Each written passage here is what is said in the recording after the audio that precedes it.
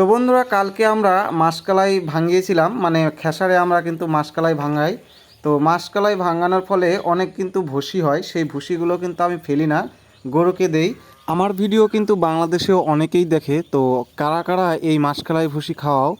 আগে আমাদের বাড়িও বাংলাদেশ ছিল, তাই বাংলাদেশের গল্প কিন্তু অনেক শুনেছি। তার জন্য বললাম যে বাংলাদেশে কিন্তু মাসকলাইয়ের ভুসি খাওয়ানোর প্রথা কিন্তু আছে। বাংলাদেশে নাকি আগে মাসকলাইয়ের গাছ খাইয়ে খাইয়ে গরুকে উঠতি বয়সে ফুর্তি বানিয়ে তারপরে কিন্তু পৌষ মাসে যে গরু দাবড়ানো খেলা হতো, সেই গরু দাবড়ানো খেলাতে কিন্তু নিয়ে যেত বলদগুলোকে। আর এখনও কিন্তু আমিও কিন্তু তাই করি, মাসকলাইয়ের ভুসি কিন্তু ফেলি না। মাসকলাইয়ের ভুসি এক বোঝা খাওয়ালেই কিন্তু গরুর পেট কিন্তু ভরে যায়, আর তারপরে কিন্তু একটু জল খেলেই তারপরে কিন্তু গরু নড়তে পারে না। আর গরুর খুবই কিন্তু শরীর স্বাস্থ্য হয় এই মাসকলাইয়ের ভুসি খেয়ে। মাসকলাইয়ের ভুসিতে অনেক পরিমাণে পুষ্টিকর আছে, তাই জন্যই কিন্তু তাড়াতাড়ি করে গরুর শরীর কিন্তু ঘুরে যায়। আর আমাদের গরুগুলোর কিন্তু মাসকলাইয়ের ভুসি খুবই প্রিয়। মাসকলাইয়ের ভুসি হলে আর কিছুই লাগে না।